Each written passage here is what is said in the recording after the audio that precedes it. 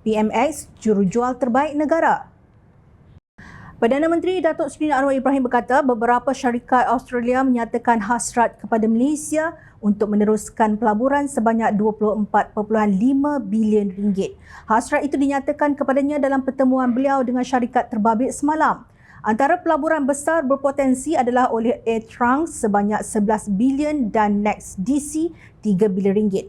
Selain AirTrunk dan NEXTDC yang kedua-duanya adalah syarikat pengendali pusat data, syarikat lain yang menzahirkan komitmen untuk melabur ialah Linas, bahan kimia sebanyak 1 bilion ringgit, Fortescue tenaga boleh diperbaharui, Macquarie Group perkhidmatan kewangan dan Arnott's Group teknologi makanan. Kita dapat mengadakan pertemuan dengan pengurus utama 20 syarikat besar termasuk 18 syarikat dan beberapa pengimport utama serta pelabur. Jumlah keseluruhan yang memohon keizinan untuk teruskan pelaburan iaitu 24.5 bilion ringgit.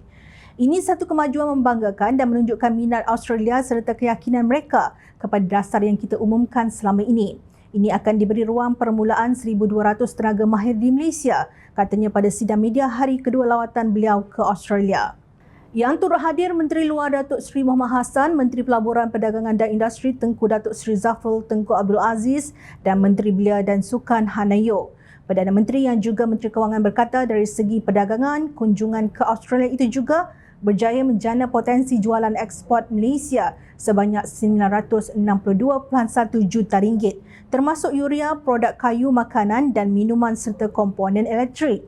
Ini selari dengan pelan perindustrian kita dan pelan peralihan tenaga negara NETR. Jadi saya bersyukur dengan kejayaan yang berhasil dengan kerjasama Pesuruhjaya Tinggi, Kementerian Pelaburan, Perdagangan dan Industri, MITI dan Kementerian Luar.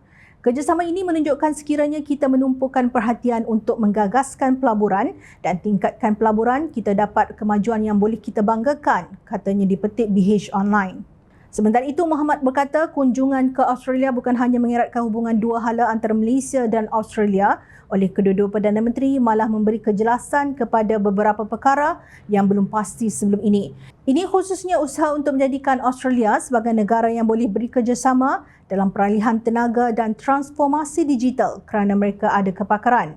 Perdana Menteri banyak pandangan yang kukuh bagi pihak negara kita dan ASEAN khususnya berkenaan dengan pendirian Malaysia dan ASEAN dalam penegasan kita terhadap kekejaman yang berlaku di Gaza.